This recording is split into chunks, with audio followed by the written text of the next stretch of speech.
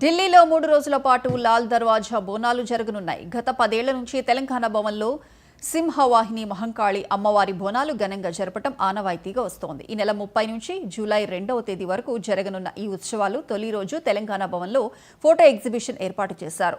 July 1వ తేదీన India gate నుంచి తెలంగాణ భవన్ వరకు మహంకాళి అమ్మవారి ఊరేగింపు ఉంటుందని ఉత్సవ కమిటీ సభ్యులు తెలిపారు. 2వ తేదీన పోతురాజు కళాకారుల నృత్యాలుంటాయన్నారు. పలువురు ప్రముఖులు హాజరు కానున్న నేపథ్యంలో ఢిల్లీలోని తెలుగువారంతా పెద్ద సంఖ్యలో పాల్గొనాలని కోరారు.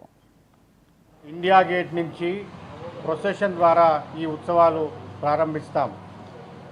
ఇప్పుడు మనకి 30 తారీఖు అంటే ఈ జూన్ 30 తారీఖు మధ్యాహ్నం 4 గంటల ప్రాంతంలో మన తెలంగాణ భవన్లో ఫోటో ఎగ్జిబిషన్ ఉంటుంది.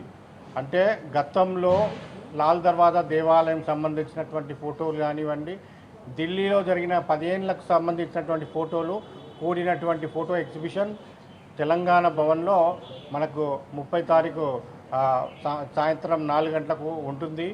అదేవిధంగా 1వ తారీఖు జూలై 1 రోజు బ్రహ్మాండమైనటువంటి ఊరేగింపు ఇండియా గేట్ నుంచి మొదలుకొని దాదాపు 300 మంది మన భక్తులు, ఒక 150 మంది కళాకారులు, 150 మంది దేవాలయకు సంబంధించిన కార్యకర్తలతో బ్రహ్మాండమైన డప్పు వాయిద్యాల మధ్య పోతరాజులు అందరూ కూడా ఇండియా గేట్ నుంచి మొదలుకొని ఊరేగింపుగా తెలంగాణ భవన్కు వచ్చి ఇక్కడ అమ్మవారి ప్రతిష్టాపన చేయడం జరుగుతుంది.